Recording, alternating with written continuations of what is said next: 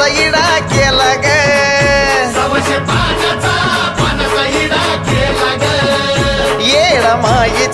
माईच्या मुखी दिला ग येडा माईच्या मुखी दिला ग आईचं रंगल भट गोर ग आईचा रंगला भट गोर ग गेली खाऊन शंभू मोर ग गेली खाऊन शंभू मोर ग जगाचा निराळा इडा केला ग जगाच्या निराळा इडा केला ग म्हणून साजन फेमस आज झाला ग